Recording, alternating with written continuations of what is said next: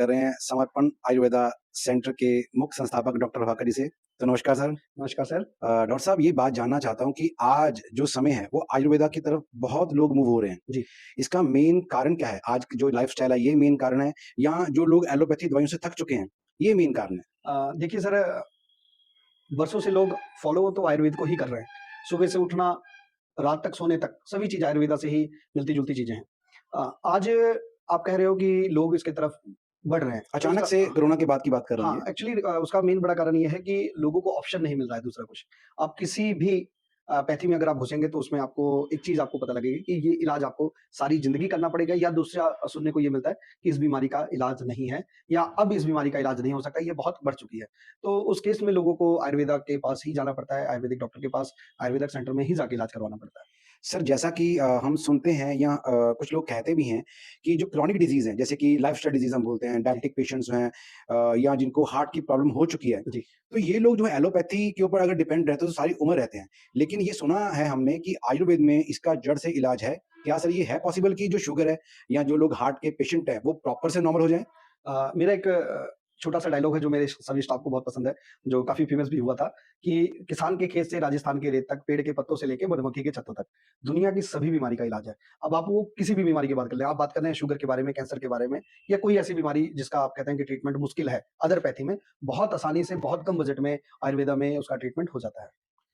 तो सर जैसा कि हम ये सुनते भी हैं और देखते भी हैं जी, कि आजकल जो मिलावट का दौर बहुत है, जी, मतलब हर चीज़ में मिलावट है। जी। तो आयुर्वेदिक जो दवाइयाँ हैं, ये कितनी कारगर सिद्ध हैं हमारी प्रॉब्लम को ठीक करने में या कितना समय लेती हैं, ये प्रॉब्लम को जड़ से खत्म करने में? देखिए, आपको एक बात बता रहा हूँ, एक नेचर ही एक ऐसी चीज़ है, जो हमें कुछ देने का पैसा चार्ज नहीं करती। मतलब उसको ये नहीं है कि मैं अगर किसी को गिलोय अगर आपके घर में है, तो गिलोय आपसे 1 पत्ता देने का आपसे चार्ज नहीं करता, है ना? बट अगर मेरी किसी केमिकल की कंपनी है और मैं आपको कुछ प्रोडक्ट दे रहा हूँ, तो मैं सोचूँगा या तो आप मुझे ज़्यादा पैसा दें, या तो मैं उस केमिकल में मिलावट करके कुछ एक्स्ट्रा पैसा कमा सकूँ। तो अदर जितनी भी पैथी हैं, वो सब केमिकल बेस पे हैं। उनको मार्केट से कोई चीज़ खरीदनी पड़ती है और उनको मिलाना पड़ता है। तो मार्केट से आने वाली चीज़, अगर सामने वाला पैसा ज़्यादा कमाने के चक्कर में आपको चीज़ अच्छी ना दे, या मैं ही पैसा ज़्यादा कमाने के चक्कर में आपको चीज़ अच्छी ना दूँ, मिलावट करके दूँ, तो वो हमारी बॉडी में जाके हार्म ही करेगा।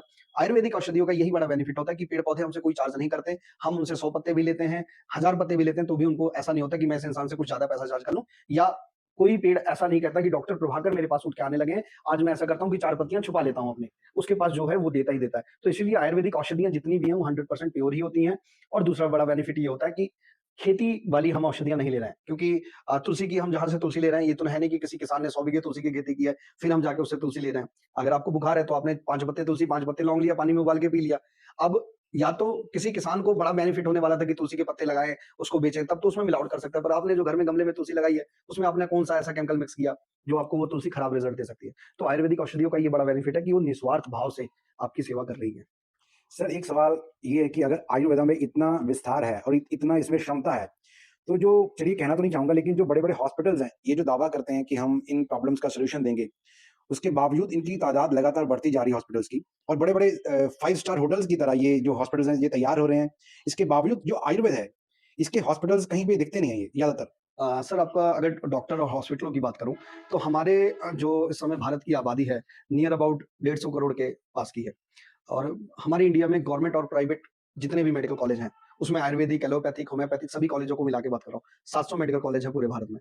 पर कॉलेज में अगर हम 60 सीटों के हिसाब से मान के चलें, और हर साल सभी बच्चे अगर पास होते हैं, तो 41,000 डॉक्टर अभी हर साल हमारे हॉस्पिटल मतलब पूरे कॉलेज से तैयार होते हैं। 41,000 डॉक्टर, और पेशेंट पर डे कितने तैयार हो रहे हैं, कितने लोगों का पर डे जन्म हो रहा है, जो इनसे 10 गुना है।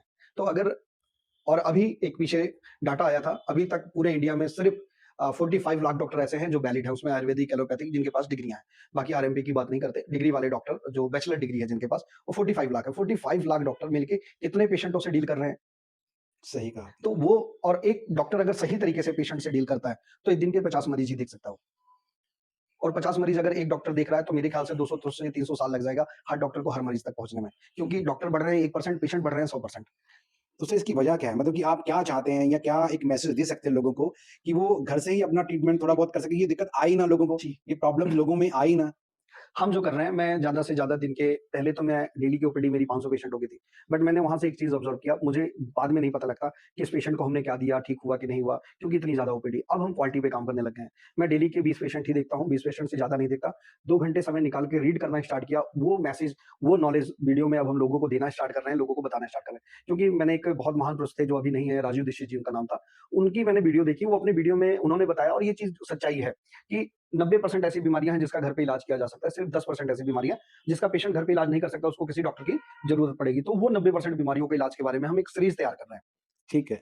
मैंने पीछे एक क्लास ली थी, हमारा एक गुरुकुल है गौ कृपा आयुर्वेदिक गुरुकुल, वो उनकी तरफ से हमने क्लास ली थी जिसमें doctor, non doctor, PhD level तक के डॉक्टर भी उसमें थे। हमने पर डे मॉर्निंग से लेके इवनिंग तक खाना-पीना, रहना प्लस जो 90% बीमारियों की बात की, उन बी 90% बीमारियों की क्लास दी है, डे बाय डे 1 नंबर से लेके 3 महीने तक वो क्लास चली है। अगर कोई वो क्लास ले लेता है तो वो भी सेट हो जाता है और बाकी अब हम यूट्यूब पे ऑनलाइन, इंस्टाग्राम पे ऑनलाइन आके क्लासेस देना स्टार्ट कर रहे हैं ताकि लोग सीख सकें ज़्यादा से ज़्यादा 90% बीमारियों का इलाज अपने आप कर सकें, बाकी कुछ बीमारियों अगर बची हैं तो हमारे पास आएँ। ये बहुत ही अच्छा आपका इनिशिएटिव है डॉक्टर साहब। जी। और एक चीज़ चाहता हूँ आपसे मैं कि आप कुछ ऐसा काम करें और बताएँ कि आप किस-किस पेशेंट को या किस क्रॉनिक डिज़ीज़ के ऊपर आपने अभी तक जो है वो किसी पेशेंट के ऊपर सफलता हासिल की है? कुछ ऐसा पेशेंट या कोई ऐसा वाक़या है जो बहुत ही क्रॉनिक रहा हो और आपने उसको ट्रीटमेंट दिया हो, वो ठीक हो गया हो? देखिए सर, अभी अगर बीमारियों की बात हम करें तो कैंसर, शुगर, टीबी, ये कोई भी बीमारी हो, ये तो नॉर्मल प्रॉब्लम है, ये तो सॉल्व हो जाती हैं।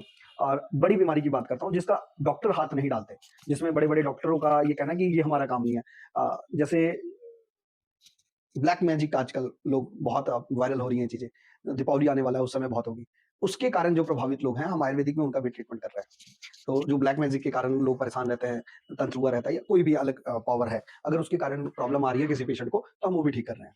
तो आप ये कहना चाहते हैं कि जो लोग इस तरह की चीज़ों से प्रभावित हैं, जी। पीड़ित हैं, तो क्या वो भी आपसे आके मिल सकते हैं? जी, वो मिलते हैं, हमारे पास आते हैं, कई केस ऐसे होते हैं क्योंकि एक्चुअली क्या है हमारा अ, आयुर्वेद अध्ययन के साथ-साथ शास्त्रों का अध्ययन रहता है, गुरुजनों के साथ मिलना-जुलना, उनके साथ रहना होता है। तो बहुत बड़े-बड़े संस्था ऐसे हैं, बहुत बड़े गुरु ऐसे हैं जिनके साथ हम समय व्यतीत करते हैं क्योंकि अच्छे लोगों के साथ अगर समय बिताने से हमको कुछ ना कुछ बेटर ही मिलेगा। तो उनकी पहचान हमसे है और जब ज़्यादा कोई प्रॉब्लम ऐसी होती है, तो वो हमसे डिस्कस करते हैं कि क्या इन बीमारियों का भी इलाज या ऐसा कुछ है, तो आयुर्वेद में कुछ हो सकता है। तो हर चीज़ का है। अब आप सोचिए रामायण के युद्ध में जब लक्ष्मण जी को तीर लगा था, तो उस समय जब हुँ। भगवान को ज़रूरत जड़ी-बूटी की पड़ सकती है, आयुर्वेदा की पड़ सकती है, तो हम तो नॉर्मल इंसान हैं और अगर ऐसी कोई चीज़ है, नेगेटिव एनर्जियाँ हैं, तो उसको हटाने के लिए भी आयुर्वेदिक बहुत सारी चीज़ें हैं। तो फिर तो डॉक्टर साहब आपके पास इसके अलावा भी कई पद्धतियाँ होंगी जिसके जिसके द्वारा आप उपचार करते होंगे पेशेंट्स का। प्राचीन आप चिकित्सा उसके बारे पद्धति, में हाँ जी, हाँ जी। हाँ, प्राचीन चिकित्सा पद्धति ऐसी है जिसमें सब कुछ आ जाता है सर। उसमें आप जैसा मर्ज़ी हो। आप हमारे बच्चों को पहले कोई प्रॉब्लम आती थी, एक बैक बॉडी पेन वगैरह होते थे, घरों में कहते थे नज़र लगी है और नज़र उतारते थे, उनको तुरंत के तुरंत आराम भी मिलता था। आज भी हुँ। माएँ करती हैं घर में। कोई ऐसी प्रॉब्लम आ गई और 5-10 मिनट के अंदर-अंदर आराम मिलता है।